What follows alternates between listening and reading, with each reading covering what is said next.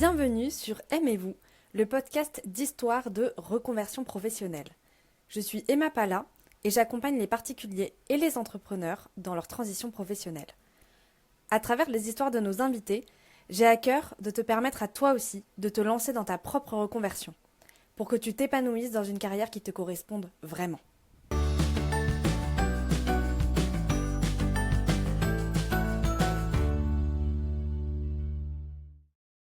Coucou Mélanie, merci d'être sur le podcast Histoire de reconversion professionnelle. Comment tu vas? Eh ben, écoute, ça va très bien et toi?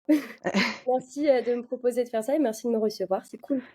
Bah, ça va bien, merci, aussi. Je suis trop contente parce que, ben, pour ceux qui, le savent pas, Mélanie, c'est la sœur de mon chéri et du coup, on se connaît depuis très, très longtemps, maintenant et on s'est suivis un peu sur nos parcours. Donc moi, je connais très bien, son parcours, mais j'ai trop hâte qu'elle, puisse vous le partager. Est-ce que tu peux, te présenter rapidement? Qu'est-ce que tu fais? Ouais, carrément, bah, du coup, je m'appelle Mélanie, j'ai 27 ans et je suis directrice artistique en freelance depuis presque 4 ou 5 ans maintenant, je crois, depuis 3 ans, non 4 ans, 4 ans, ouais. Ça fait déjà un petit moment, c'est passé vite aussi, hein. Ouais, ça passe toujours trop vite. Et du coup, qu'est-ce que tu faisais avant d'être directrice artistique en freelance? J'ai travaillé pendant quasiment 5 ans en agence de communication. C'était une agence de communication culinaire, donc spécialisée, pour, la communication pour des marques de nourriture. On avait une partie studio dans laquelle on faisait de la production de photos, de vidéos, donc pas mal de shooting. On avait une cuisine semi-pro et du coup, j'ai commencé en stage là-bas, puis en alternance et enfin en CDI et pendant ce temps-là, donc à la fin de mon master en direction artistique, j'étais allée au culot dans l'école dans laquelle j'ai étudié pour leur, dire: «Bah, coucou, j'aimerais bien donner des cours». Et ils m'ont dit ouais. Donc en gros, dès que j'ai commencé mon CDI, j'ai dû créer un statut, d'auto-entreprise, donc la nouveauté et cumuler les 2 pour donner des cours dans une école et continuer du coup mon travail, de directrice artistique, dans une agence, quoi. OK, donc finalement, tu es restée, dans le métier pour lequel tu avais, été formée, mais tu l'as fait de plusieurs manières différentes. Mais Ouais, si on fait encore un retour arrière, ouais. dans tes choix, d'études, par quoi tu as commencé? Qu'est-ce qui t'a emmené vers, la direction artistique? Et puis aussi, qu'est-ce que c'est, la direction artistique? Oui, bah, oui, ça peut être cool d'en parler. J'ai commencé après le lycée par faire une mise à niveau en art appliqué parce que je savais pas exactement vers quel métier je voulais me tourner, mais je savais que j'aimais trop dessiner, j'aimais bien créer, faire plein de trucs et j'avais déjà pris des options art au lycée. Du coup, ça m'a aidée à me tourner vers cette mise à niveau en art appliqué que j'ai fait à l'école de Condé pendant 1 an. Donc C'était tu hyper savais déjà ouais, que tu voulais aller vers des métiers artistiques. Ça, ouais. ça a toujours été le cas ou, est-ce que tu te souviens un peu du moment où tu t'es dit: «Bon, bah, moi, dans ma vie pro, ce sera ça, quoi, enfin, ce sera de la créa, l'artistique»? Bah, je me souviens que quand j'étais petite, j'ai toujours voulu faire, des trucs créatifs. Ça n'avait rien à voir avec, le graphisme de base, mais je voulais être designer d'intérieur. Parce que j'aimais trop, bah, je sais pas, créer, Mmh, dessiner et je suis pas après étonnée. c'est en faisant des recherches pour, Parcoursup, je crois que ça s'appelait Ouais. comme ça à l'époque, pour trouver des écoles et en fait, ça m'intéressait pas d'aller dans le public. Du coup, je voulais vraiment faire une école de créativité où je peux vraiment apprendre à dessiner, reprendre le dessin parce que c'est ce que je faisais au lycée, mais Mmh. pas vraiment, bah, du coup, toute la journée. Sauf que, bah, en fait, ça m'a plu, mais pas tant que ça parce que c'est un univers qui est hyper, jugeant, on va dire. Donc on se retrouve vite à Ouais. faire des travaux toutes les nuits, en fait, à bosser jour et nuit pour avoir des notes qui sont vraiment dérisoires et à pas comprendre pourquoi on a des mauvaises notes. Donc ça m'a Oui, parce littéralement que c'est hyper subjectif, en fait, l'art, hein. Donc ouais, c'est dur de l'apprendre et puis de l'enseigner aussi, je pense. les enseignants, en vrai, c'était assez cool, mais c'est vrai qu'en fait, c'est un monde dans lequel tu te compares énormément avec tout le monde et tout le Ouais. monde te juge et le moindre petite erreur, le moindre décalage de 1 millimètre sur tes dessins, ça va faire que tu perds 10 points et c'est franchement, c'est un métier, et un monde qui est un peu dégueu. Donc Ouais. ça m'a dégoûtée du dessin et je crois que j'ai même pas fait le projet de fin d'année, j'ai arrêté avant la fin de l'année et je suis repartie vers un schéma plus classique. Je suis, allée faire, 3 ans en école de communication pour avoir des bases, dans la com. Je savais pas trop pourquoi, je me disais: «Bon, les écoles de com, ça ouvre à plein de métiers différents, au graphisme, à la communication». Ouais. Donc je suis partie là-dedans pendant 3 ans. Donc ça restait quand même dans le côté créa, Ouais. artistique, mais tu sortais un peu de la toxicité du milieu et tu ouvrais un peu plus les portes, quoi. Ouais, c'est ça, je me suis dit: «Mais j'ai des bases en dessin, en créa, mais il me manque, bah, en fait, tout ce qui tourne autour du graphisme et de la créativité qui sont amenés par du marketing aussi, Mmh. d'une part». Et pour autant, bah, du coup, je suis partie en école de com, mais je sais que, bah, toutes les personnes qui travaillent dans les relations entreprises me disaient: «Bah, tu qu'à faire community manager comme tout le monde». Sauf que moi, bah, non, pas du tout envie de faire ça. Donc je suis partie, à Paris parce que j'avais pas d'opportunité de travail, de stage, à Lyon. Je suis partie faire des stages de créativité, dans le graphisme à Paris Et au Trop final, bah bien. ouais, et j'ai après pour mon master, du coup, j'ai une copine qui était dans une école de digital et qui m'a dit: «Bah, il y a un master en direction artistique, dans mon école, faut que tu viennes voir, ça peut être hyper cool». J'ai fait, tu sais, les tests d'entrée pour être admis, en fait, dans l'école et j'ai fait mon master là-bas et maintenant j'enseigne, dans cette école, quoi. Énorme. Et les Ouais, stages du coup que tu as fait, c'était parce que, tu avais la possibilité de faire plutôt des choses traditionnelles dans la com. Toi, tu as choisi d'aller vers la créativité plus ouais, et du coup, ouais. ça s'est traduit par quoi? C'était quoi le type de stage que tu as pu faire? Alors, j'ai vraiment, vraiment galéré à trouver mes premiers stages et je pense que c'est moins difficile à mon époque qu'aujourd'hui de trouver des Mmh. opportunités dans le milieu de la com. En ce moment, c'est vraiment catastrophique. J'ai fait mon premier stage à Paris dans une agence de digital publishing. En gros, c'est je sais pas si ça te parle toi ou même si ça parle à tout le monde, mais c'est Explique, c'est bien aussi ouais, de c'est le fait de prendre des magazines qui existent en papier de base et de les mettre en version digitale avec des petites pages qui tournent et des supers animations.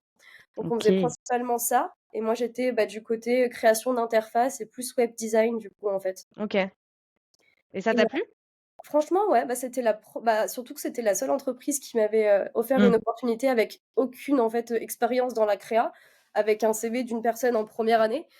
Ouais. Donc c'est vraiment, puis un stage de 4 mois, quoi, donc rémunéré, donc ce qui est assez cool pour des personnes qui n'ont jamais travaillé dans le monde de la créa. Et pour le coup, ça m'a vraiment, vraiment plu. Après, j'ai eu pas mal, d'expériences dans cette entreprise où le boss s'était fait révoquer, donc on avait dû changer de bureau entre-temps, j'avais des nouvelles équipes. Mais pour le coup, le stage était vraiment cool avec des gens trop, trop sympas et j'ai appris à gérer plein, plein de trucs que j'avais appris en cours, mais développés parce que sur le terrain, c'est tellement mieux, en fait, qu'à l'école. Bah oui. Ah bah, à l'école, moi je dis souvent qu'on apprend à apprendre en fait, plus que des vraies compétences, métiers, techniques quoi. Ouais. Bah, c'est quand tu es sur le terrain que tu vois, en fait, comment tu peux appliquer tout ce que tu as vu en cours et que tu as les vraies circonstances de ton taf, quoi. Ouais, c'est clair. Et là, du coup, tu te dis, parce que c'est première année donc stage de première année Ouais. et ça te plaît, tu te dis que tu vas continuer dans ce type de créa-là? Ouais, bah, surtout, en fait, que j'avais vraiment envie de bosser dans la créa, de faire des Mmh. stages en graphisme et l'école me disait: «Bah, en fait, non, tu pas le niveau, tu y arriveras jamais. Fais comme Sympa. tout le monde» et ouais, un peu sympa. «Fais comme tout le monde et pars en community management». Du coup, je leur ai dit: «Bah, en fait, non, pas du tout, c'est pas ce que je veux faire, donc je vais vous montrer, en fait, que moi je peux et que je vais y arriver» et qu'en plus, j'ai trouvé un stage de 1 mois de plus que ce qu'on me demandait.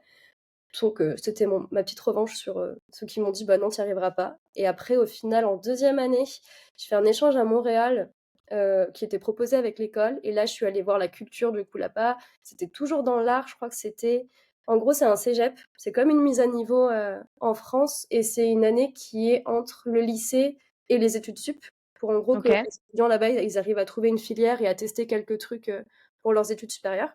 trop bien. C'était art, littérature et cinéma. Donc en gros, là, je passais mon temps à étudier des films, des tableaux, à aller faire des podcasts, à faire des vidéos, à dessiner encore et à aller faire de la muséologie aussi, enfin, c'était Trop trop bien. cool. Ouais, pas mal de scénographie et franchement, c'était, bah, tourné que de la créa, mais plus, on va dire, histoire de l'art et Ouais, application créative. C'est trop chouette et du trop coup bien. Putain, c'est tellement loin de ce que enfin de la des voies traditionnelles qu'on connaît après dans la com et tout, mais c'est hyper intéressant. bah, en fait, ouais, je me disais: «Je veux garder ce truc que j'aime dans la créa avec l'application graphique et tout ce qui peut, s'y rapprocher», donc que ce soit vidéo, photo, peu importe. Mais je veux quand même avoir des bases de communication parce que Mmh. et je le vois aujourd'hui dans mon métier, c'est qu'on peut pas, en fait, travailler en créa sans avoir des bases de communication parce qu'on travaille avec des gens qui bossent aussi dans la com, dans le marketing et c'est hyper important d'avoir des bases là-dedans pour pouvoir avoir un vocabulaire commun Ouais. et se comprendre aussi, en fait. Comprendre les enjeux aussi, au-delà de ce que toi tu fais, de comprendre à quoi ça sert aussi et pourquoi c'est aussi bien de le faire, comme ça et pas comme ça. Ouais, carrément. Et donc là, tu fais 3 ans en école de communication Ouais. et après tu fais un master spécialisé. Un master spécialisé en direction artistique. Et donc qu'est-ce que la direction artistique? Et bah, écoutez, c'est un peu, en fait, c'est du graphisme, c'est le fait de créer des projets graphiques, des projets visuels, que ce soit d'ordre, on va dire vidéo, photo, création de logos, retouche de photos, mise en place de packaging. En fait, la direction artistique, ça va comprendre tout un univers visuel qui peut s'appliquer de différentes manières, à savoir après qu'on a la direction artistique, mais qu'on peut se spécialiser, par exemple, en motion design, en Mmh. 3D, en photo, sur un domaine particulier, comme j'ai été dans le culinaire pendant 4 ans. En vrai, ça regroupe plein, plein de métiers créatifs. C'est indispensable dans une agence aussi. Et toi, du coup, est-ce que tu avais envie de te spécialiser pendant que tu apprends du coup tout ce qu'il y a de possible? Toi, comment tu choisis? Alors, j'ai compris que c'était ton stage qui avait ensuite débouché sur une opportunité professionnelle, mais est-ce que toi, tu avais envie de te spécialiser dans la food ou est-ce que tu avais une autre idée à la base? Alors en vrai, pas du tout. J'y suis allée un peu au culot pour trouver ce stage, j'avoue, en troisième année. Il fallait un stage de 6 mois, bah, pour terminer mon bachelor, en fait. Donc, Ouais, j'avais pas vraiment commencé mes recherches. J'avoue, j'étais un peu en retard là-dedans parce que c'est les démarches comme ça, j'aime pas faire ça. Et j'avais vu une annonce, je crois, sur Indeed et du coup, j'avais répondu, j'étais dans la food, agence lyonnaise. Je me suis dit: «Pourquoi pas?» J'ai fait que des stages à Paris, j'ai envie de rester à Lyon. ouais. Je leur envoie un mail, au final, ça débouche sur un entretien, ça débouche sur une embauche et j'ai envoyé un seul mail, littéralement à une seule agence, c'était celle-ci et ils m'ont pris et du coup, je me suis dit: «Bah, franchement, le toupet et le culot, ça marche bien aussi» Ouais, et c'était mais un coup ouais. de chance, je pense aussi, ouais Mais non, et mais c'est trop bien et puis ça fait plusieurs fois que tu dis au culot et que tu as ce que tu veux, donc c'est ouais. aussi ce truc de, je sais ce que je veux, c'est c'est très précis, c'est très clair et je vais le chercher, quoi. C'est pas juste: «Je sais ce que je veux, mais j'attends que ça arrive». Oui, Il y a bah, vraiment, vraiment, il faut se bouger aussi un peu, je trouve, pour avoir ce qu'on veut et réussir à faire ce qu'on veut, surtout. C'est hyper important d'aimer son métier et de pas y aller à reculons. Je pense que tu le sais bien aussi. oui, Ouais, mais je suis ravie que tu le dises aussi et ouais, qu'il y ait d'autres personnes qui le disent que moi parce que c'est ouais, c'est vraiment un truc que je défends, c'est sûr, surtout quand, tu entends, bah, les gens qui sont enfin, qui sortent d'une journée de travail et qui sont, éreintés. Alors il y a des métiers qui sont fatigants, hein, mais éreintés, psychologiquement par leur métier, tu vois? c'est pas normal de Ah moi, ça rentrer, me crève le du boulot cœur. et de se dire, en fait, bah, le lendemain, j'ai pas envie d'y aller, je me réveille Ouais, le matin, c'est trop compliqué. C'est une chance de se dire, en fait, qu'on adore notre métier et que c'est un plaisir d'y aller. Moi, c'est ce qui m'est arrivé pendant 4 ou 5 ans quand je bossais en agence là. C'était une agence exceptionnelle, hein, avait le cadre d'une agence, mais pas le fonctionnement un peu pervers et ouais. dégueu que ont beaucoup d'agences de communication et c'est connu, hein.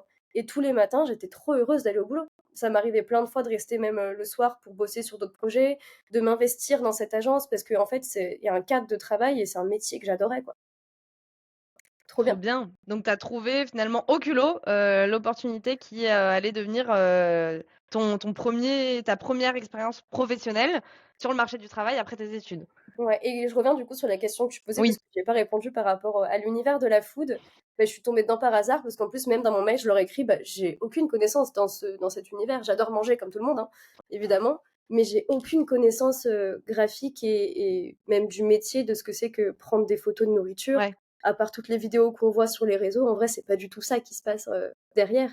Mais je suis arrivée en leur disant, bah, j'y connais rien et j'ai appris sur le tas et aujourd'hui, du coup, bah, je bosse en freelance et principalement encore pour des marques food et j'ai Énorme. pas envie d'en sortir.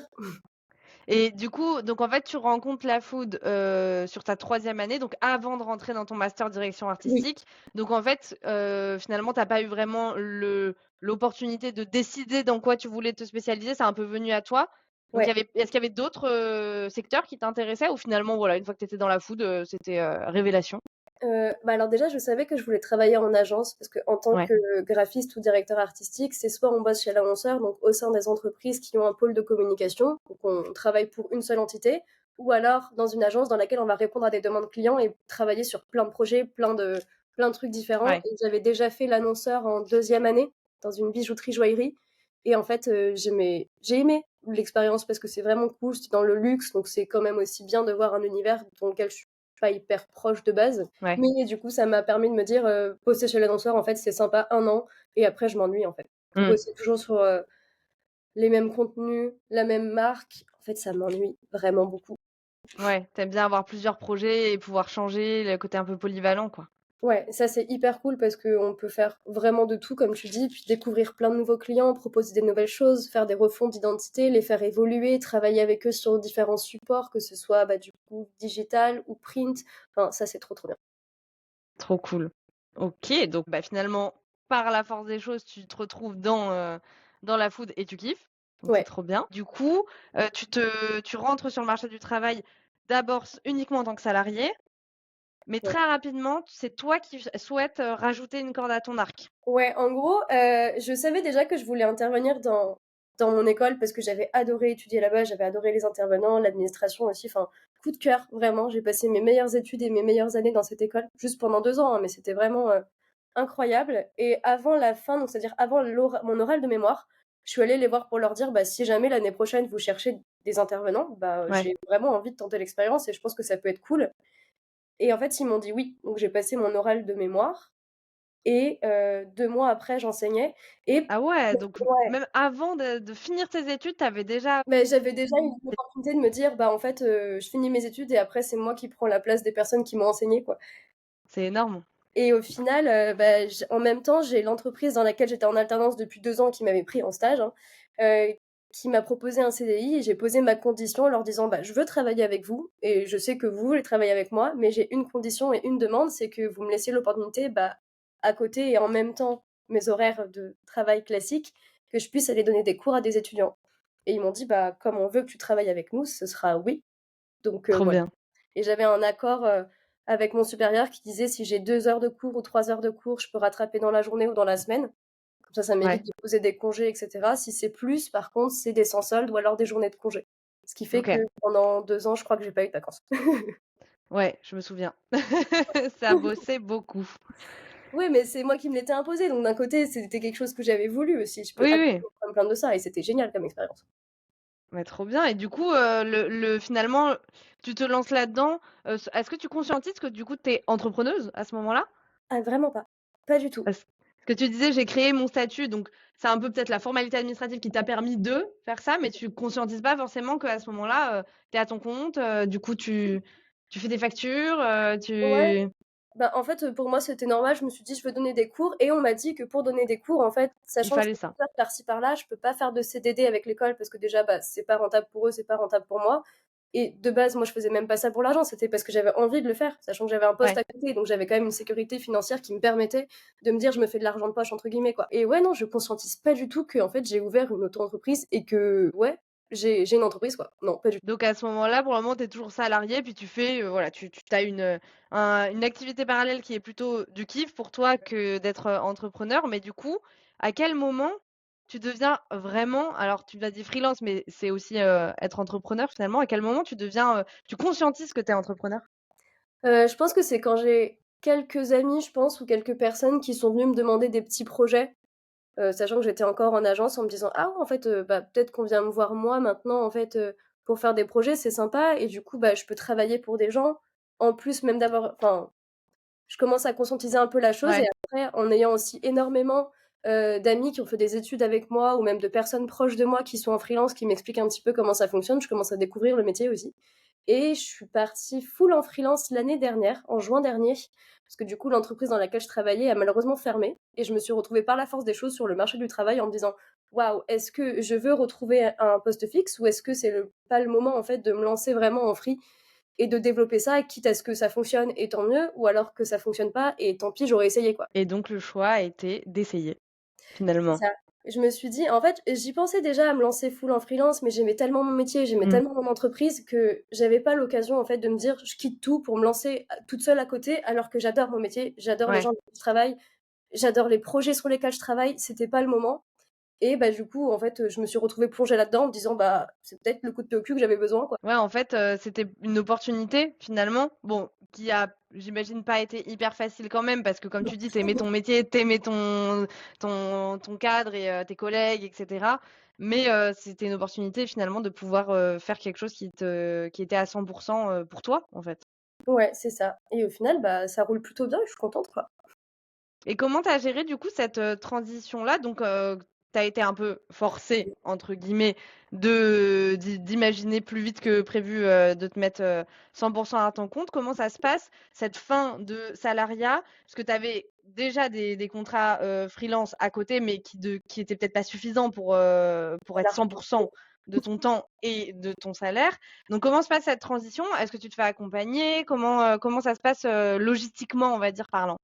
En vrai, c'est allé très, très vite parce que, je suis partie du coup de cette agence en juin et en juillet, août, je crois que j'avais déjà des projets, qui étaient en lien, bah, toujours avec mon ancien taf en fait, parce qu'on avait des clients qui avaient encore des besoins et ils se sont dit: «Bah, en fait, on a des créatifs maintenant qui travaillent en freelance avec qui ça a Mmh. hyper bien fonctionné, qui ont un passif sur des dossiers, qui connaissent, bah, la marque, donc autant continuer à bosser avec eux sous un autre format» et c'est ce qui s'est passé. Donc je continue à travailler pour d'anciens clients avec qui j'étais en agence et C'est bien ça.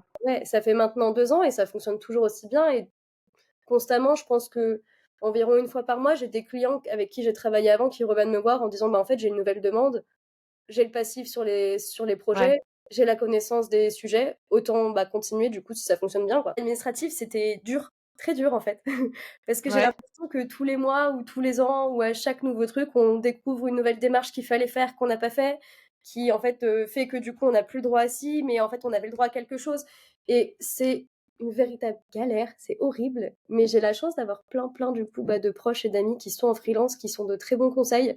Parce que quand on met le pied dedans tout seul, je pense que c'est un enfer sur terre.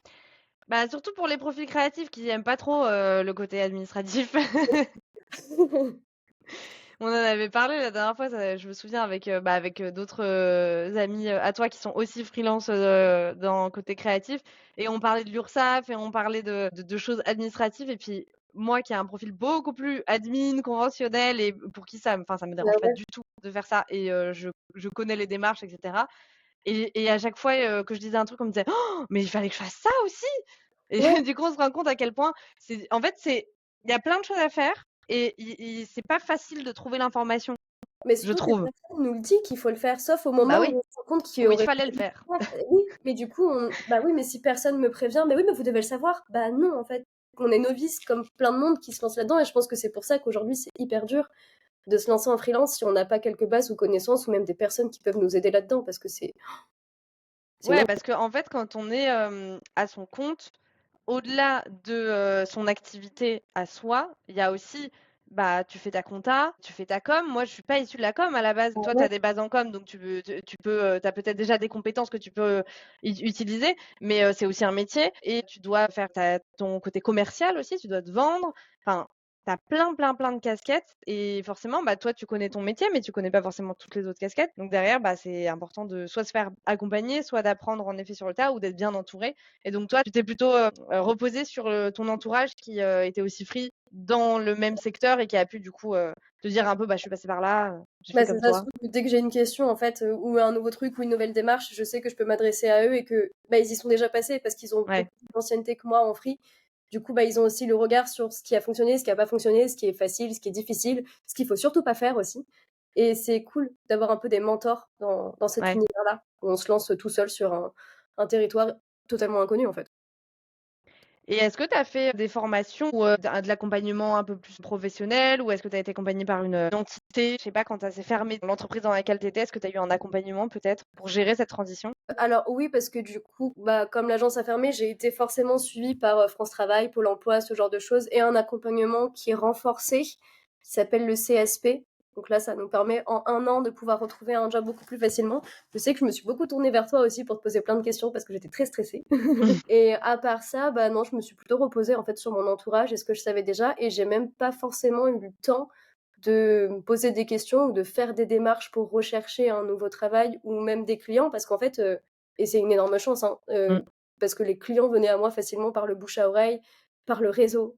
Le réseau, c'est absolument incroyable, il faut qu'on en parle parce que c'est Oui. un truc que j'arrête pas de dire à mes étudiants. Ils sont là en mode: «Oui, mais LinkedIn, c'est pas si intéressant, on demande des gens et puis en fait, on leur parle pas». Oui, mais en fait, ces gens-là, c'est des gens qui vont vous contacter 3 ans après, parce qu'ils se souviennent de vous, parce qu'en fait l'expérience de travail était hyper chouette et qu'ils vous ont recommandé, et le réseau, c'est incroyable, et grâce à Ouais, ça, j'ai jamais fait de démarchage ou de prospection en 2 ans ouais, et c'est c'est quand fort. même fou. Bah, après, c'est aussi, un réseau que tu as construit aussi avant du coup, dans ton Oui, expérience professionnelle où tu as fait tes preuves et où les clients, bah, c'est eux qui reviennent à toi justement. Donc c'est pas non plus que de la chance, c'est aussi beaucoup, beaucoup ton travail et ce que tu as construit en amont. Mais tu as totalement raison de le dire, le réseau, c'est la base de tout et ça se travaille tout au long de la carrière et de la vie. C'est trop important et il y a pas que LinkedIn, mais LinkedIn est un des meilleurs réseaux sociaux, en tout cas professionnels. mmh, Mais il y a aussi un truc que je fais beaucoup moins, mais que j'envisage de pousser un peu plus, mais de réseauter en présentiel. Il y a rien de mieux que de rencontrer les gens, en fait. Et ah c'est mais comme ça qu'après on va te recommander encore plus parce que un compte Insta, un compte LinkedIn, un post, tout ça, OK, ça si tu communiques bien, ça peut faire mouche, mais il y a rien de mieux que de voir la personne en face et de dire: «Putain, mais cette personne, elle m'a donné une énergie dont je me souviens et du coup, je vais la rappeler ou je vais la recommander». ouais, clairement, c'est ça, c'est hyper important aussi. C'est des choses que je fais pas assez, je pense, d'aller, sur des rencontres, entre, je sais pas moi, clients, prospects, ce genre de trucs. Je sais que j'ai fait une fois, c'était Adobe. Enfin, en fait, visiblement sur LinkedIn, un créatif avec qui on était en relation sur LinkedIn, Ouais. il me dit, bah moi je suis, je sais plus exactement le nom, mais en gros c'est une personne qui fait partie du Adobe Creative Club et c'est le représentant lyonnais. Et il me dit, bah je fais une conférence sur Adobe et l'IA dans pas longtemps, ce serait cool que tu passes voir.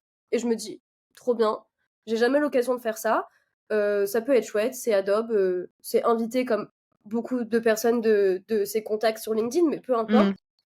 J'y vais avec des amis aussi qui sont en freelance, qui sont créatifs même en agence. Et en fait, on recroise des personnes, des profs qui étaient à l'école avec moi, qui m'ont enseigné des choses. Et on se dit, bah en fait, on se retrouve tous au même endroit, on peut communiquer, on a des valeurs communes, on a des intérêts communs. Et on rencontre des profils qui sont trop bien. Pas forcément des clients du coup, mais des personnes qu'on peut garder en contact. Imaginons, moi je travaille principalement en édition. Bah, j'ai un client qui me demande quelque chose que je sais pas faire, bah, je peux lui recommander une personne que j'ai Ouais, croisée. Et c'est comme ça que ça marche aussi le réseau et toute cette toile. complètement. Complètement, bah oui, et puis même de oui, de s'échanger des opportunités, enfin c'est hyper riche et c'est comme tu te dis, c'est une super image, l'image de la toile, c'est un truc qu'on peut tisser vraiment tout le temps et qui peut s'étendre tout le temps, donc très important le réseau. Ça, c'est Ouais. un très bon conseil. Exemple, le dernier exemple que je peux te citer, c'est une ancienne cliente qui travaillait, bah, une ancienne cliente de l'agence en fait, qui travaillait pour une marque, qui elle s'est lancée en freelance en social media et gestion de compte, etc., Ouais, qui m'avait recontactée sur le conseil d'une ancienne collègue à moi, donc mon ancienne chef de projet, avec qui elle avait gardé des très bons contacts. Elle est venue me voir pour un projet, pour travailler avec elle en créa, du coup elle en social media. Elle m'a dit, ah bah trop bien, ça a bien fonctionné entre nous. Si jamais je fais des recos clients, est-ce que je peux te citer dedans, comme ça on peut continuer à bosser ensemble. Je dis, bah mmh, carrément, avec grand plaisir. Silence radio pendant 6 mois. Et il y a 2 semaines, elle m'appelle, au coup de téléphone, en mode coucou, comment tu vas? J'ai un client qui a besoin de refaire du coup l'identité de sa biscuiterie. Moi, je vais l'aider sur quelques supports, mais du coup, je t'ai vendu en prestation créa. Ça te va? Je lui dis, bah carrément, ouais. Et du coup, bah en fait, sans même le savoir, j'ai été vendue pour un projet pour faire de la créa et je me retrouve à faire l'identité d'une biscuiterie et c'est génial, quoi. trop bien. Toujours dans la food, finalement. Bah oui, et là, pour le coup, j'ai pas fait exprès. Ouais, trop bien, mais ouais, c'est clair et puis oui, comme tu dis, des fois, il se passe rien pendant, te X, mois et puis d'un coup, il y a une opportunité et puis on t'a toujours en tête, quoi. Donc ça, c'est aussi quelque chose à bien travailler, quand on fait et c'est pour ça que les stages, les choses comme ça, c'est pas pour faire chier les étudiants, mais c'est vraiment pour aussi, bah, toi, déjà tester, un métier, un environnement de travail et aussi c'est là que ça commence à construire un réseau. Et derrière, on peut te rappeler, enfin moi je me souviens mon premier job, mon premier CDI, ils m'ont rappelé sur 2 ou 3 postes à me proposer, une fois que j'étais plus dans cette entreprise-là, ils ont continué à me proposer des choses, quoi. C'est trop bien Donc ça. mais c'est oui, oui, c'est trop bien et c'est pour ça que c'est important d'entretenir ça, même si on est sur une opportunité, alors sauf s'il y a de la toxicité, de la souffrance au travail, voilà, là ça dégage. Mais si c'est une opportunité qui se passe, plutôt bien et bah, de justement, partir en laissant une bonne image, ça peut ramener des opportunités derrière. Ah mais oui, mais je pense que 90% des clients pour lesquels je travaille aujourd'hui, c'est parce que bah, j'ai des anciens collègues qui, eux, ont réintégré des agences, qui m'ont conseillé, qui m'ont fait rentrer dans des bases de données de free. Je travaille encore aussi avec d'anciens collègues sur des projets, donc on fait des mini collectifs de freelance en fait, et on est hyper complémentaires. Et ce qui est intéressant, c'est que moi qui bosse en créa, en DA, j'ai l'opportunité de travailler sur des projets qui sont énormes, qui sont des projets d'agence hein, de base, mais que je Ouais. ne peux pas faire toute seule parce qu'il me faudrait une équipe. Et bah, du coup, on travaille en équipe de freelance et ça marche trop bien. Et ça permet d'avoir des projets qui sont vraiment géniaux, des projets que j'aurais jamais pu faire toute seule. Et du coup, là, avec le recul, est-ce que t'as envie de retourner en agence? Ou est-ce que, tu bien là dans cet, environnement-là? Je me suis posé la question pendant mon année, là, du coup, comme j'ai été accompagnée aussi par France Travail, ce qui nous demande bah, ce qu'on veut faire. J'étais là en mode, bah, moi, je pense que je suis bien, pour l'instant, je suis confortable. Et à la fin de cette année, je me dis, de toute façon, en fait, si je retrouve un poste, je suis obligée soit d'avoir quelque chose en temps partiel parce que je lâcherai pas l'école à côté. Je peux Mmh. pas, sachant que tous les ans, du coup, bah, je développe des nouveaux cours, on me propose des nouvelles opportunités à l'école, donc je prends aussi de la place là-bas et c'est pas quelque chose que j'ai envie d'arrêter. Et je Ouais. pense qu'il y a très peu d'entreprises ou d'agences ou n'importe quelle marque qui accepterait que je m'absente 3 heures 2 fois par semaine ou 3 fois par semaine pour aller donner des cours. Donc honnêtement, mon rythme actuel convient pas, je pense, à un poste en agence ou en entreprise. Donc je suis bien pour l'instant. Je dis pas que d'ici 5 ans, 10 ans, avec toutes les démarches administratives, les nouveautés et les découvertes Mmh. sur le métier de free, j'aurais pas envie de repartir, en agence pour avoir une stabilité aussi. Mais pour l'instant, je pense que dans un futur proche, je vais rester comme ça. Et est-ce que tu auras envie de créer ton agence? Waouh, pareil, je me suis posé la question et en fait, rien que la galère de voir toutes les démarches en free, je pense que non, je suis bien restée dans une petite échelle, petite auto-entreprise, qui me convient très bien, loin des problèmes, loin, du monde, de l'agence, de la gestion, tout ça, c'est des choses, je pense, qui sont dont j'ai pas envie, en fait. J'ai pas envie de Mais rentrer après, le format, il est chouette aussi de, d'une sorte d'agence de free, en fait, où oui, vous carrément, collaborez ensemble, mais chacun a sa gestion de son côté financière, administrative, etc. Mais vous pouvez vous mettre sur des gros projets ouais, ensemble. Et comme tu disais, quand tu arrives sur un gros projet, bah, d'avoir les autres compétences à partager, c'est aussi bien si toi, tu as ton cercle, où tu dis, ah bah, je sais qu'il y a dans mon cercle de free, il y a d'autres compétences que je peux proposer. ouais. Bah, c'est pour ça que je pense que pour l'instant, c'est très bien de fonctionner comme ça. Moi, mes petits projets de mon côté avec, bah, du coup, certaines entreprises et aussi, bah, ce collectif de free qui fait qu'on a Ouais. des projets, en fait, en commun. On arrive à développer des choses à beaucoup plus grande échelle, avoir des clients qui sont plus importants aussi, qui sont satisfaits et pouvoir, bah, du coup, travailler des contrats à l'année, quoi.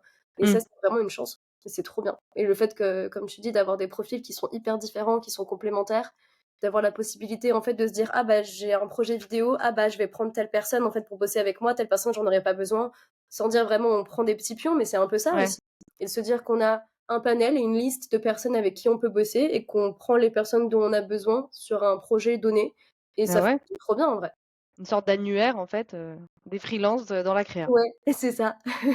Tout à l'heure, tu disais que tu m'avais posé des questions parce que ça te faisait peur, donc au moment où tu étais dans la transition entre tu es obligé de quitter l'entreprise parce qu'elle ferme et du coup on te propulse vers, le freelancing à 100.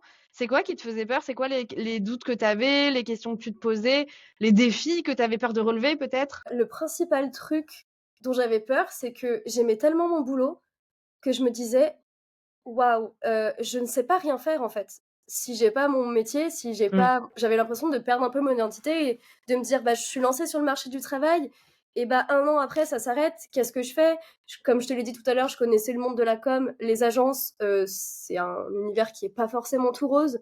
J'avais la chance d'être tombée dans un endroit qui était vraiment très cool et de me dire: «Bah, je le retrouverai pas, je sais pas dans quoi je me lance, je sais pas si je veux quitter l'univers de la food et c'est quand même un cercle assez fermé sur la région lyonnaise, donc j'ai très peu d'opportunités et j'avais surtout peur, en fait, de pas y arriver et de pas marcher en free parce que la question s'était même pas posée, en fait. C'était: «Bah, j'ai plus de boulot, j'ai besoin de Mmh. subvenir à mes besoins, j'ai un statut free, j'en profite».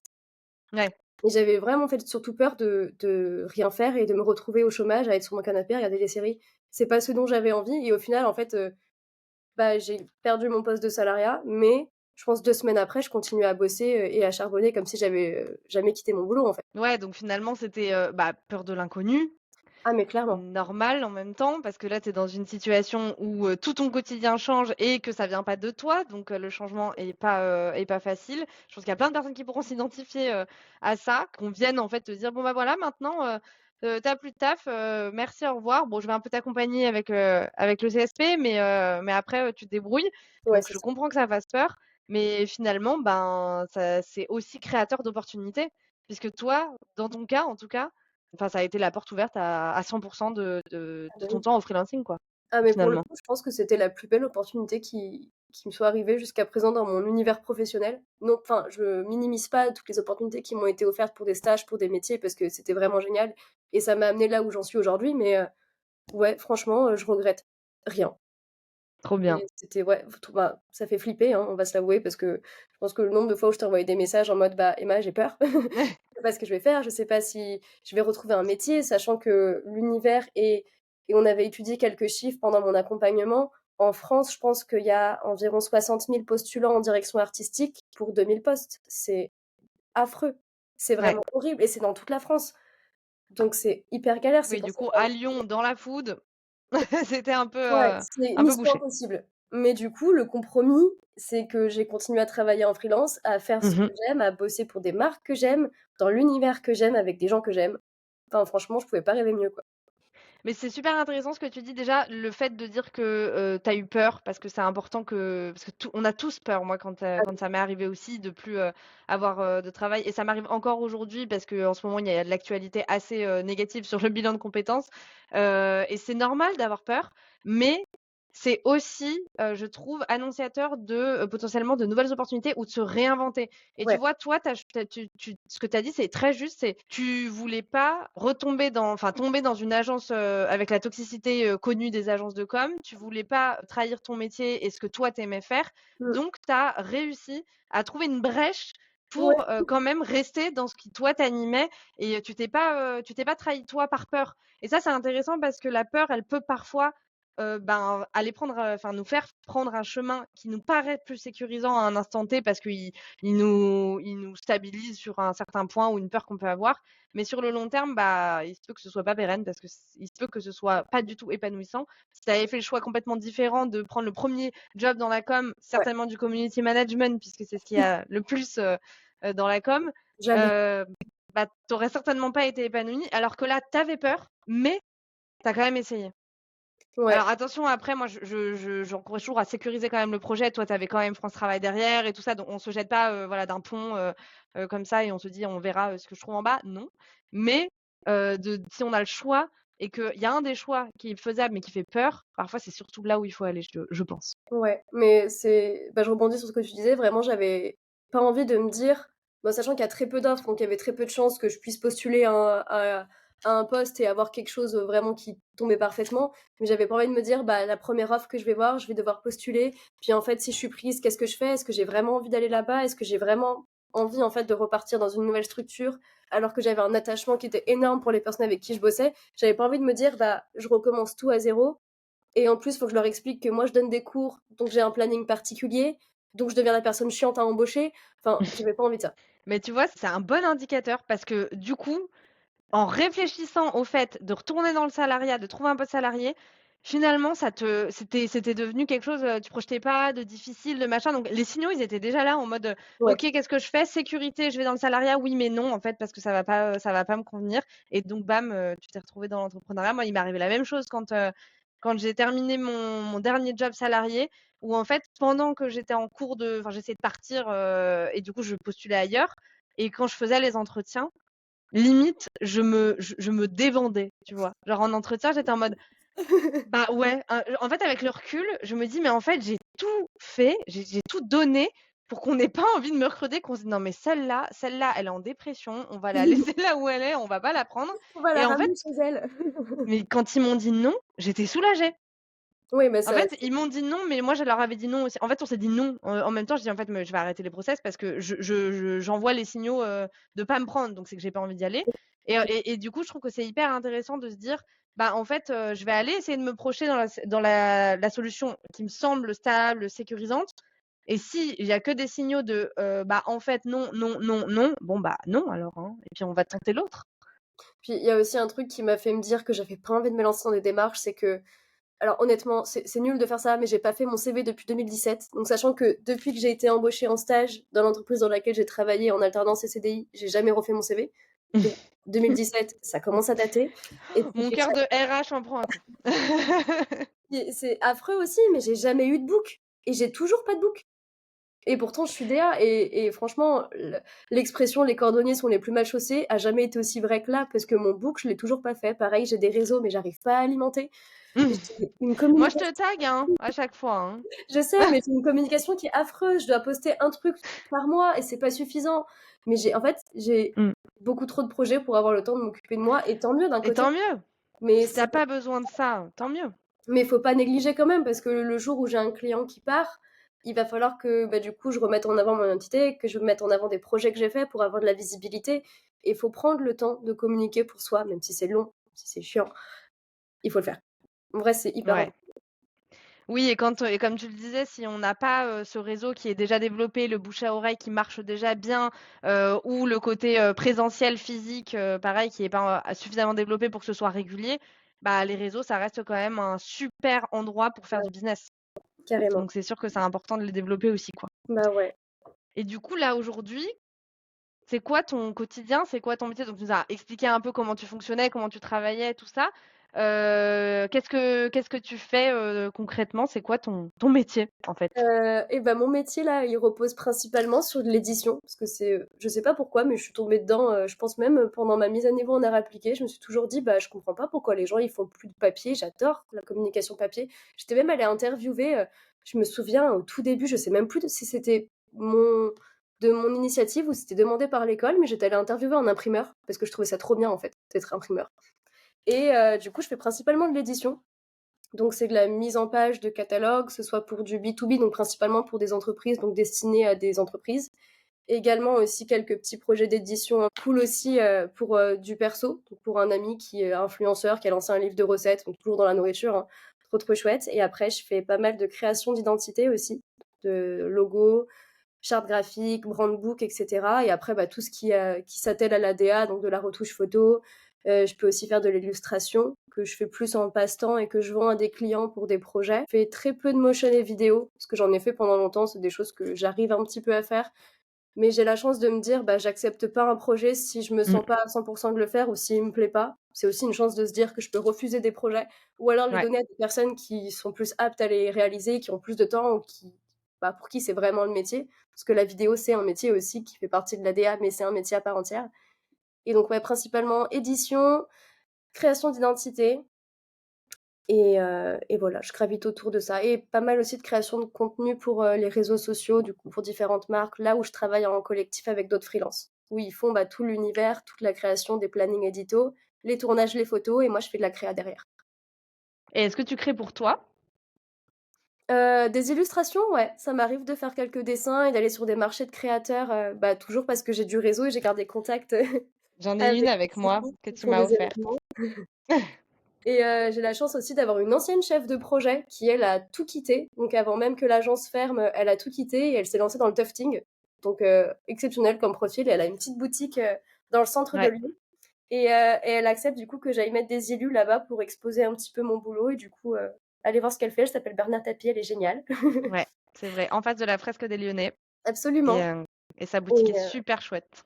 c'est les seuls trucs que je m'octroie à faire en perso. Après, j'essaie d'avoir quelques projets. J'ai plein de projets, j'ai plein d'idées, j'ai envie de faire plein. Raconte-nous, c'était ma prochaine question, quels sont les projets? Bah, j'aimerais bien déjà alimenter mes réseaux sociaux, donc j'aimerais bien, faire des photos, déjà des projets que j'ai faits parce que je trouve que les mock-up, donc c'est le fait de mettre en avant des projets, mais par le biais digital, donc faire des montages pour mettre en Mmh. avant des projets, ça m'intéresse pas. Comme j'ai eu la chance de bosser en agence où on pouvait prendre des photos de nos réalisations, j'ai plus envie de faire des montages. Donc j'ai envie de prendre en photo mes réalisations, mais j'ai pas le temps de le faire, j'ai pas le matériel, j'ai pas Mmh. l'espace disponible pour. J'aimerais aussi faire des projets plus créatifs qui me font plaisir, en me disant: «Bah, je dessine» et à côté, bah, j'ai mon copain qui est motion designer, bah, lui aussi il s'amuse et il anime mon dessin. Sauf que Trop c'est des bien. trucs qu'on n'a pas le temps de faire, quoi. Mais j'ai trop envie de faire des projets plus créatifs vraiment qui me font plaisir, mais faut que je dégage du temps. Bon, bah, je mettrai tes réseaux quand même dans la description, comme ça on pourra les voir et suivre, quand tu as un peu de temps pour, partager avec, le monde, les belles créas que tu fais aussi. Carrément. Et du coup, quel conseil tu pourrais donner à une personne qui aura envie de se lancer dans, l'entrepreneuriat, faire, une activité plutôt en freelance et du coup sortir du salariat? Tu lui dirais quoi? Si elle venait te voir en disant: «Je sais pas par où commencer», tu lui Heu, donnerais quel conseil? Waouh! Alors déjà, je pense, c'est de s'écouter, c'est le principal point. De faire les choses qu'on a envie de faire, même si c'est dur des fois de se dire: «Bah, j'ai très envie de faire ça, mais j'ai pas les moyens». On peut Mmh. toujours trouver les moyens.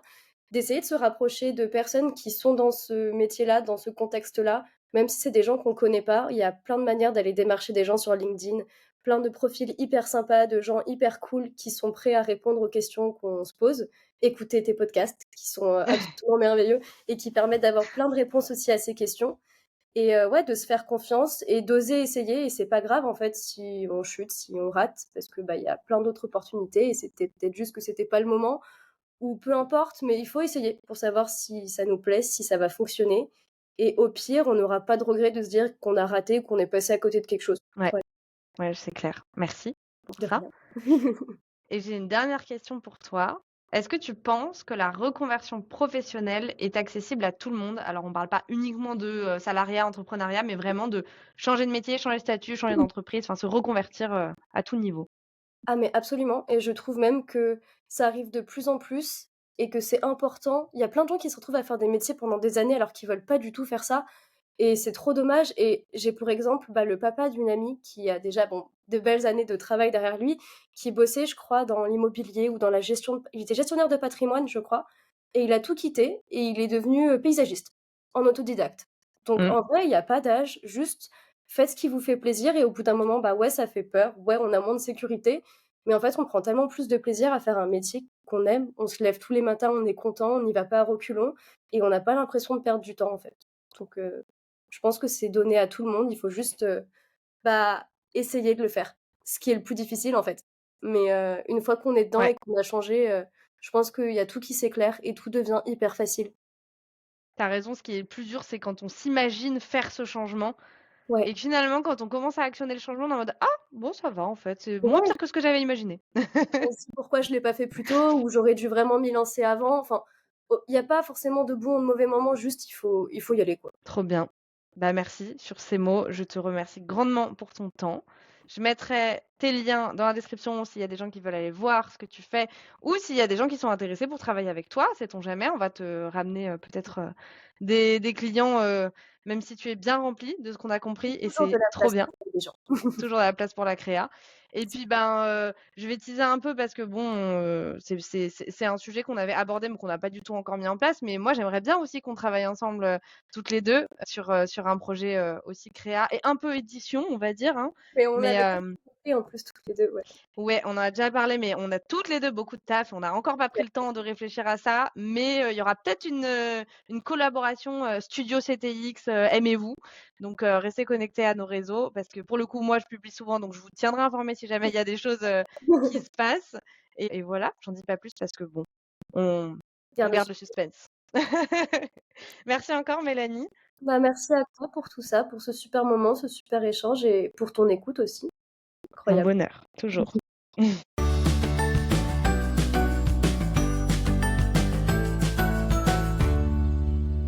Merci pour ton écoute. On se retrouve prochainement pour un nouvel épisode du podcast Aimez-vous, histoire de reconversion professionnelle.